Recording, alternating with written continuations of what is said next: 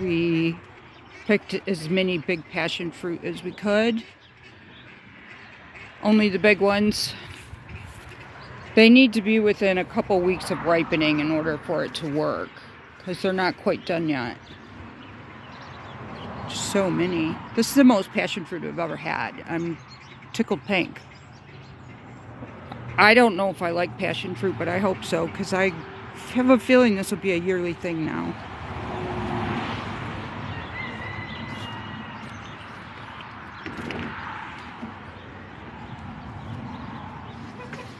I also picked a bunch of peppers.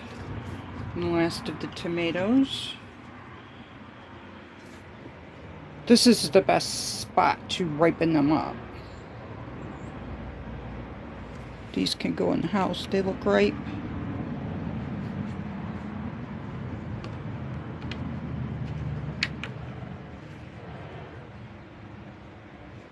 This one looks done too.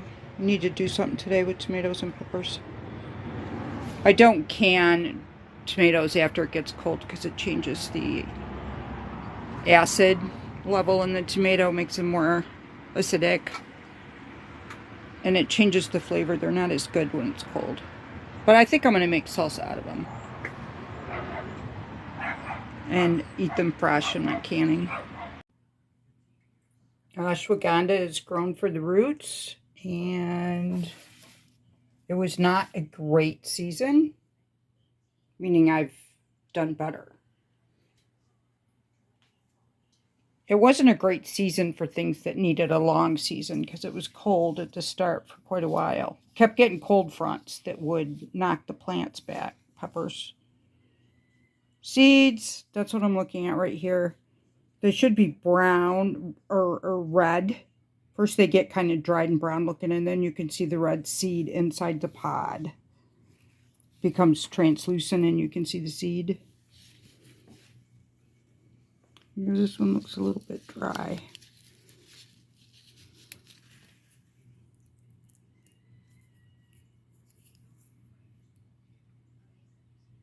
Might be good, but I prefer it to be red, because if your plants aren't mature, your seeds aren't mature.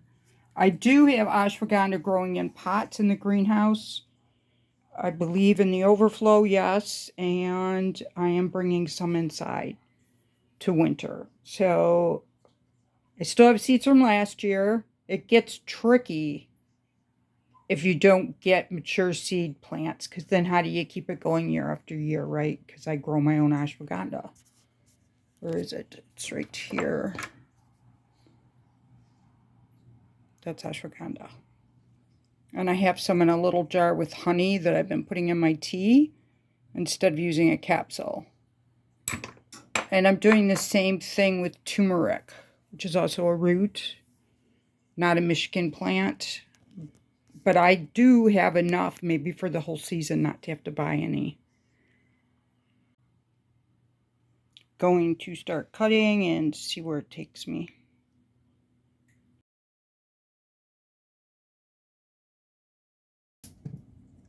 I just cut them and stuck them in this basket out of the way because I was so busy. And I didn't want to run the oven for such a small amount of roots. But they aren't that big. They're skinny. So this was a week ago maybe. And they're dry enough to grind. And while I was thinking about this, before I started working, I remember a few years ago, I had a really good crop of ashwagandha. And I had it all cut up, and I had it on a pie pan drying on the counter behind me, the island. And it didn't dry. The roots were thicker, and the atmosphere in the house was not dry enough. I must not have had the heat on. And anyway, it mildewed. So it was a really good crop. It was a lot of ashwagandha, and it mildewed.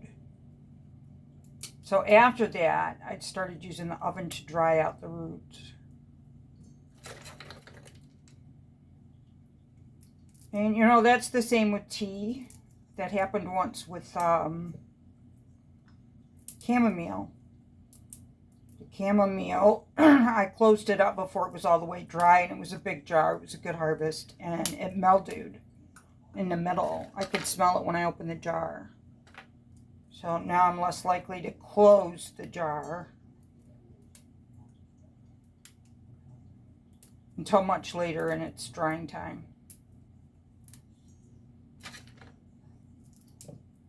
Last year when I was doing this, I burnt up my grinder, so I have a new one. It's nothing fancy, and I didn't pay a lot of money for it. And I learned that you can only hold the button for 30 seconds at a time. I know I'm not the only one that doesn't read the manuals on these things when you buy them. And sometimes I get these things from secondhand stores or secondhand daughter downstairs. She sells. She finds stuff all the time.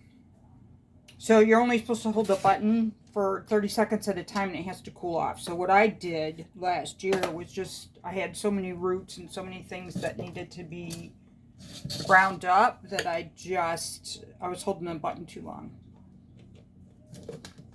This particular one, if it's not working, it's because it's not snapped in. It has another top. It has two. This one has 4 blades. That's for smoothies, food. It's also whatever. There's an arrow on this that shows you where to lock it in.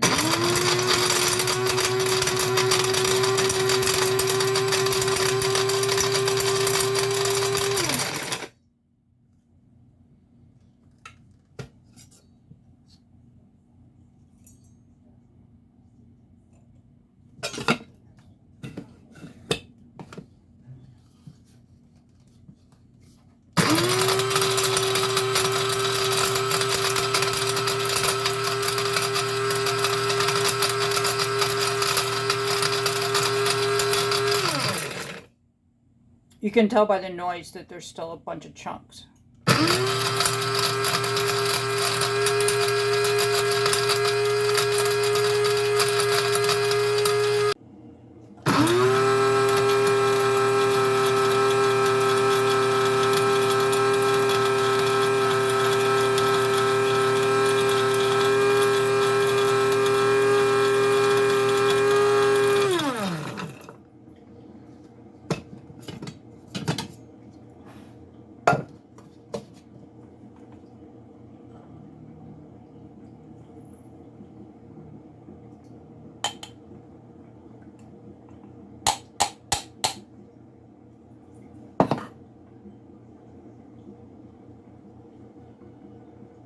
Not a lot, but it doesn't take a lot. So you need a quarter teaspoon for a dose, once or twice a day. In our form, you do your powder. I don't do pills. I mean, I did attempt to look for capsules and do it that way once, but it was a hassle, and I just found other ways to use it. I put honey in it recently. Last year's, what's left over, I poured honey in it, made like honey syrup out of this, and I use it in my tea, and I can just take it straight if I need to.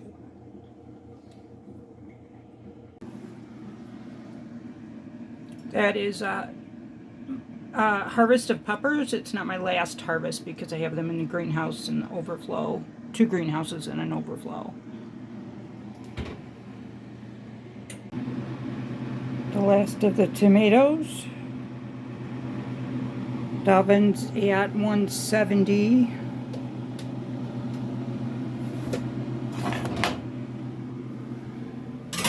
Last year they stuck to the pan and they didn't work out, the tomatoes. So I greased the pan with olive oil. And this doesn't look like it's on. Why is that? How could it have kicked off? I don't know.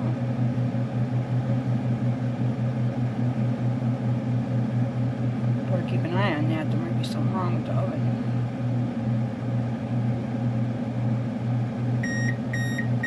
Okay, so that's as low as it'll go, and it takes a good chunk of the day, all day, to dry those things out.